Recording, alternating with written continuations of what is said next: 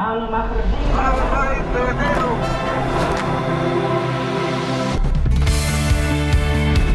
tiny state of Israel has become world famous for its extraordinary achievements in so many fields. Jewish immigrants from all over the world returned to their homeland, revived its barren wilderness, rebuilt its ruins, and revitalized their ancient language, creating an economic, military, social, cultural, and technological power marveled at the world over. Amazingly, these achievements were all clearly foretold by our biblical prophets who described them so vividly.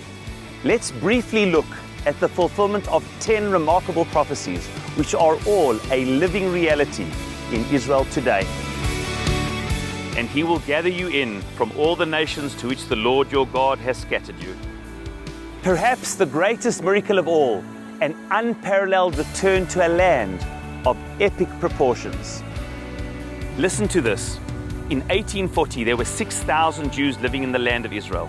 By the time of the Balfour Declaration in 1917, the number grew to 60,000. When the state was declared in 1948, there were 600,000. And today, over 6 million, 6.7 million Jews.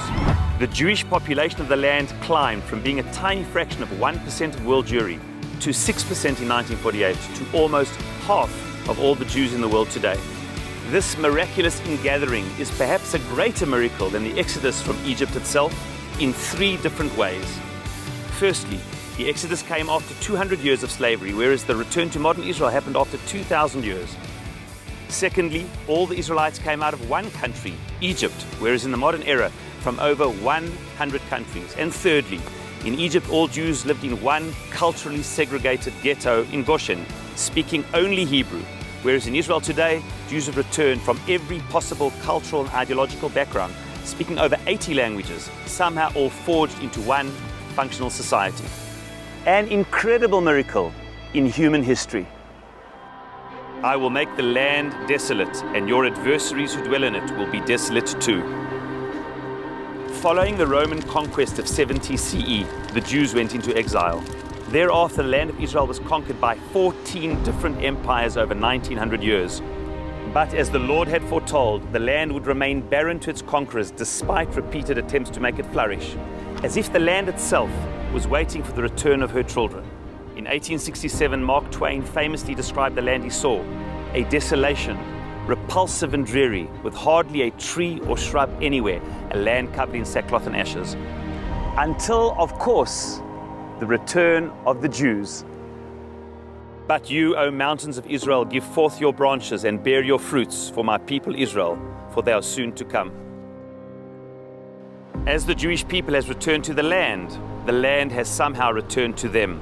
The desert has become an oasis, and the desolation a blessing. Israel very quickly started developing world-class agricultural expertise and cutting-edge water conservation technologies, despite the dry climate and vast arid lands.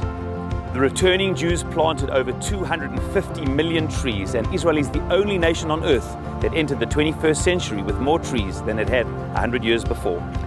It's more than 300 wineries, and its grapes, olives, and citrus fruit production are exported the world over. And if you think that is remarkable, listen to this. For then I will make the nations change to speak one clear language. At the time that the first pioneers began returning to the land, the Hebrew language itself was not a spoken language. No Jewish community and not one Jewish family spoke to their children in Hebrew. Hebrew was a language of prayer and scholarship, but not a spoken language as it had been in biblical times.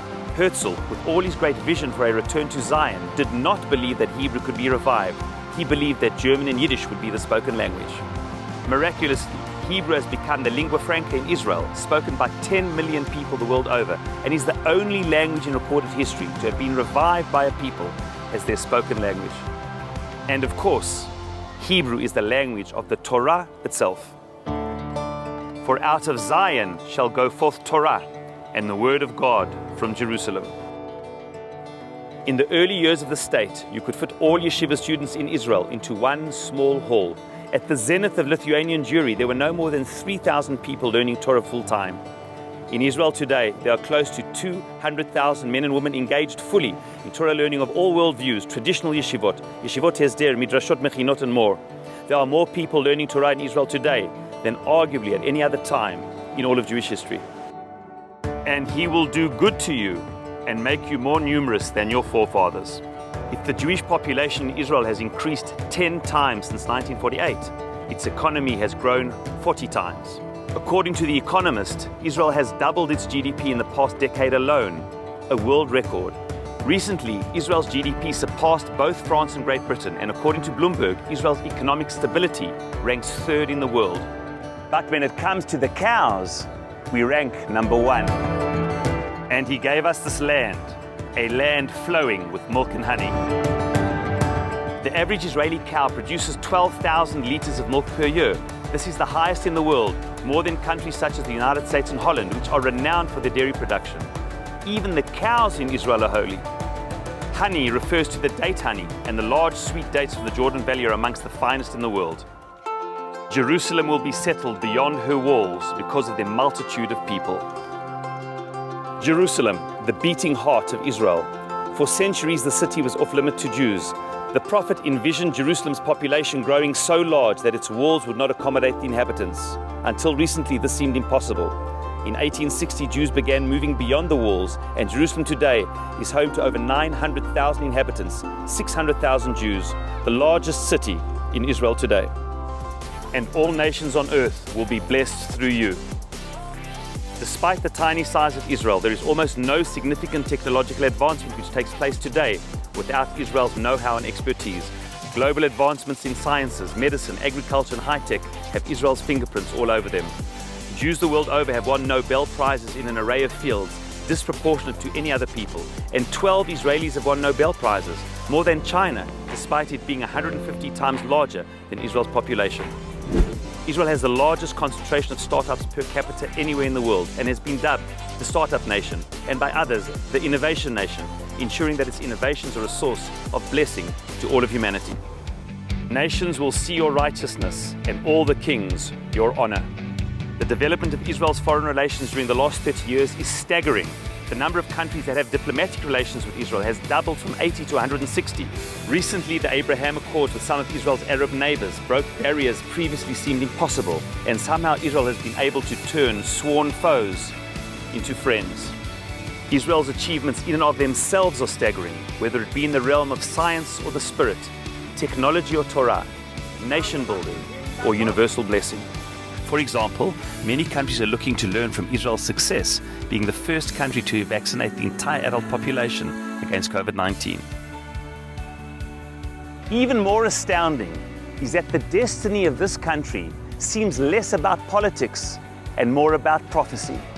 Not just a new phenomenon, but rather a reincarnation of an ancient one, a modern saga clearly foretold by the biblical seers of old, who saw the story of Israel as a central piece of the fulfillment of human history and our collective destiny.